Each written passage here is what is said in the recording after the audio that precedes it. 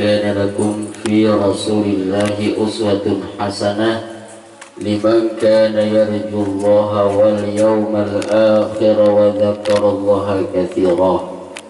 وقال النبي صلى الله عليه وسلم اللهم صل وسلم وبارك عليه.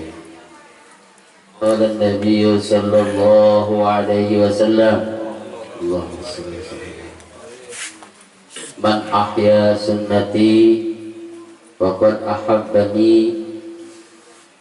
من أحبني كان معي في الجنة. الله وصدق Rasulullah sallallahu alaihi wasallam.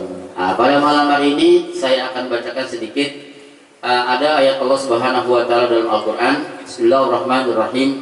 Laqad kana lakum fi Rasulillahi uswatun hasanah. Sungguh telah ada pada diri Rasulullah sallallahu alaihi wasallam suri tauladan yang baik. Jadi orang kalau mau baik itu rujukannya adalah baginda Rasulullah sallallahu alaihi wasallam. Apa diantaranya? Bisa perkataannya. Kalau kita ngomong, bagaimana kata Rasulullah? Contohnya apa? Rasulullah itu, dia itu kalau ngomong, kul khairan aw liyasmut. Bagaimana itu? Jadi kalau omongan kita itu nggak ada manfaatnya, justru kalau kita ngomong malah jadi bertengkar. Kalau kita ngomong, justru orang malah sakit hati. Kan ada tuh orang kalau ngomong ya, kalau lagi marah tuh yang di kebun binatang keluar semua pernah itu ya, apa ya absen gitu, bahkan orang jadi kesel sama dia ya kan. Kalau begitu maka lebih baik auliyasmut, lebih baik diam. Itu diam itu emas, diam itu emas. Artinya apa? Daripada kita melakukan perbuatan yang maksiat gara-gara lisan kita, maka lebih baik kita diam. Rasulullah seperti itu. Kul khairan auliyasmut, ucapkan yang baik. Tapi kalau yang baik jangan diam. Ya Rabbi salli ala Muhammad, ya Rabbi salli alaihi wasallim. Kalau dia baik, diam itu emas, emas diokok. Ya, jadi jangan salah penerapan nih, ya.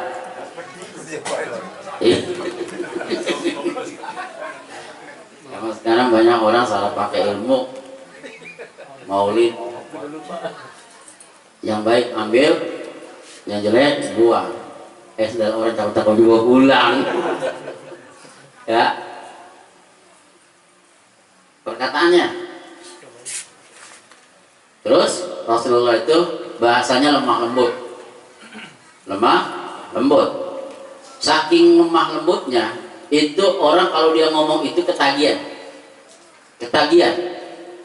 Ketagihannya bagaikan intan mutiara yang jatuh dari mulutnya, perutuk gitu.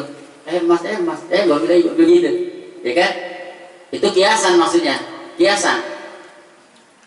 Orang pada nadangin apa nih yang kira-kira Rasulullah sampaikan. Oh berarti ada yang penting. Oh berarti enak. Gitu. Saking enaknya, itu dia musuh jadi teman. Coba bayangin, musuh jadi teman. Saking hebatnya tuh lidahnya. Kalau kita lain lagi. Gara-gara omongan kita dan punya teman jadi kenapa? Karena tidak niru Rasulullah gitu. Kira-kira omongan kita itu makin banyak teman kita atau makin kita menjauh dari teman. Makanya kalau punya ucapan dijaga. Itu ya hebat banget ya. Saking lemah lembutnya gitu. Itu yang musuh jadi teman. Apalagi yang udah jadi sahabat. Apalagi merasakan kenikmatannya bagaimana. Dia rindu kalau Rasulullah itu lagi berbicara, semua dengerin. Semua dengerin, berarti enak. Makanya kalau saya pernah tanya, bagaimana Habib Umar bin Hafid itu mendidik murid-muridnya. Salah satu muridnya adalah Kiai Ruhuddin. Kiai Ruhuddin itu dulunya di Habib Novel. Ya, kemudian diajarkan ilmu, udah pinter, belajar di sana kurang lebih hampir 18 tahun atau 10 tahun, lama lah intinya, udah pinter dia. Waktu lagi saya ketemu, dia lagi berceramah gitu. Ustaz, kayak Habib Abdullah, kayak Habib Umar bin Hafid yu'allim talamizahu. Bagaimana? Pakai bahasa Arab. Ya, daripada kita mufradat kita kebuang-buang, ini kita pakai dikit-dikit ya. Kalau saya bisa. Kata dia, kata Khairuddin itu, huwa yu'allim al-adab awalan. Dia mengajarkan Habib Umar, termasuk Habib Abdullah Al-Haddad. Di sana di Yaman itu dia lebih mengutamakan adab dulu baru diajarkan ilmu. Supaya apa? Supaya nanti dia punya ilmu, dia tidak sombong. Supaya dia punya ilmu tapi dia menghormati gurunya. Supaya nanti dia punya ilmu, dia cerdas, bukan hanya cerdas tetapi dia juga bisa berakhlak dengan baik kepada orang-orang di sekelilingnya. Amin ya rabbal alamin. Makanya wajar kalau para habaib coba bicara akhlak, kalah kita semuanya. Apa aja dikeluh sama dia, ilmu dikeluh sama dia, hadis hafalan dia, ya kan? Saya tanya tuh salah satu keturunan Habib Said Akil Munawar, itu dia tinggalnya di Bintaro kalau tidak salah itu. Dia guru besar di UIN, dia keturunan habaib juga, sering diceramah maulid. Dia punya kakek habaib itu ternyata. Kehebatannya apa? Kita Riyadhus Shalihin yang tebalnya kayak tisu. Kayak tisu itu. Emang segini sih saya lihat ya kan? Kita Riyadhus Shalihin 500 hadis negara Imam Nawawi itu sebelum dia ke Madinah juga hafalin. Udah hafal. Jadi pada saat dia belajar ke Madinah itu, sebelum diajarkan di Madinah itu dia sudah diajarkan adab dan ilmu adab oleh kakeknya, kemudian diajarkan ilmu. Sampai-sampai saking pinternya, itu ilmu yang dipelajari di Madinah udah di otaknya semua. Pantesan dia mah kalau lagi belajar di sana tuh, itu udah tinggal adab-adabnya saja. Hanya apa? Adab diajarkan juga sangat perlu dalam kehidupan. Makanya Rasulullah itu jadi suri tauladan pada perkataan dan juga perbuatan. Apa perbuatan kita? Perbuatan kita ya udah Rasulullah rujukannya. Bagaimana kita bersikap terhadap tetangga, kalau masak kuahnya banyakin, jangan sampai tetangga mencium baunya udah dibagi gitu, ya kan? Bukan golongan kami orang yang perutnya kenyang sementara tetangganya kelaparan. Udah ketahuan goreng apa? Ikan asin. Ikan asin kan kalau digoreng kan baunya apa? Nyebrang gak kira-kira? Nyebrang kan? Kita goreng ikan gesek jamrong, kan enak banget ya? Baunya nyebrang ke tangga kita, ya kan? Sebaiknya tangga itu dibagi ya tuh? Bagi. Kalau kita makan cuma kadang-kadang dan apa begini, pak serbang nyes kata tetangga kita, ini siapa sih yang goreng ikannya enak banget rasanya ya, ya Allah, siapa ya? Pas diendus-endus itu ke rumah kita, ya kan? Karena kita orang baik, assalamualaikum, kok nih nyobain sayur, hanya apa? Kuahnya banyakin sama tuh, itu isyarat juga. Jangan memahami sesuatu itu secara tekstual. Maksudnya paksir ma'aha, banyakin kuahnya itu maksudnya apa? Bagi tetangga, jangan makan dewek. Cuma mentang-mentang harusnya begitu, kok jempol sayur. Ini isinya mana? Kan kata Nabi kowe doang. Salah lagi baik. Nah, ilah makanya kalau ngaji harus ada guru jangan baca dewek, kacau. Ya, oke. Dah. Perkataan, perbuatannya itu juga kita berupaya mencontoh Rasulullah Shallallahu Alaihi Wasallam. Dan telah berkata oleh sebagian ulama radhiyallahu anhu, siapa yang membaca Maulid Nabi Shallallahu Alaihi Wasallam?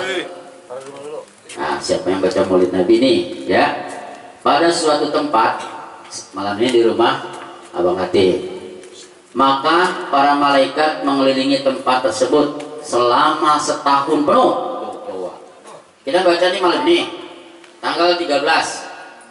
Itu malaikat berkeliling di rumah orang yang dibacakan maulid itu selama setahun, sampai dibacakan maulid lagi. Kira-kira itu rumah berkah nggak? Berkah banget. Makanya nanti jangan heran kalau di rumah ini tuh itu akan timbul nanti pengamalan nilai-nilai akhlak Rasulullah Shallallahu Alaihi Wasallam. Contoh kecil, bocah kecil, anak kita tuh bocah kecil yang biasanya pakai jilbab malu-malu, begitu maulidan mah, aku pakai jilbab yang mana ya gitu. Itu baru contoh kecil doang, hanya dia ngikut tuh. Alhamdulillah. Jadi ini rumah ini insya Allah berkah, dan rumah kita semua tentunya ya. Alhamdulillah. Yang belum ngambil yang ikut, nanti dia bisa keberkahannya bisa menularkan kepada anggota keluarganya ya.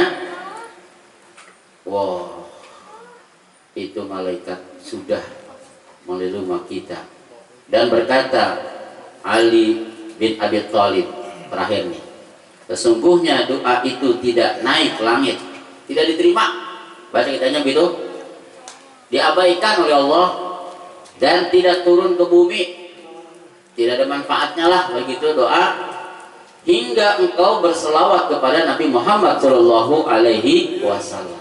Makanya kita kalau doa selawat itu pertama puji Allah, yang kedua selawat, baru minta. Makanya kalau nggak ada tuh para habaib, para ulama, kalau dia berdoa langsung doa aja, pasti di awal dengan Alhamdulillahirabbil alamin. Terus Allahumma sholli wa sallim wa barik ala sayyidina Muhammad wa ala sayyidina Muhammad, baru minta Allahumma hdina fiman hadait gitu. Atau juga pakai doa yang lain baru minta, tidak langsung minta. Kenapa? Kalau orang pakai selawat maka itu doanya ditolak. Doanya ditolak. Karena apa? Begitu pentingnya selawat kepada Nabi Muhammad Shallallahu Alaihi Wasallam. Ditolak. Tapi kalau kita pakai selawat, insya Allah doanya diterima. Makanya kalau lagi khotib apa? Jumat, khotib apa? Idul Fitri, Idul Adha, coba-coba orang pakai selawat. Pasti nanti ditegur tuh sama makmum, sama orang yang pinter. Mentang-mentang sering ceramah langsung Bismillahirrahmanirrahim. Saudara-saudara, lah itu bukan khotib itu mah. Bedain khotib sama ceramah beda. Dia mah ada syarat dan rukunnya. Hamdalah, selawat ya gitu ya. Wasiat takwa, kan doa lindungi umat gitu. Baca ayat Al-Quran. Nah, kalau dia tidak baca selawat, tidak sah sholatnya. Nah, ini saja yang saya sampaikan. Sekarang sudah jam. Tadi sih saya janjinya kalau belum ditelepon saya nggak mau berangkat. Maksudnya saya pada sini dulu gitu ya. Ntar saya coba nanti hubungi kontak-kontaknya. Ini saja ya. Mudah-mudahan ada manfaatnya. Nanti baru kita tutup dengan doa. Allahumma fiqh wa qul. Assalamualaikum warahmatullahi wabarakatuh.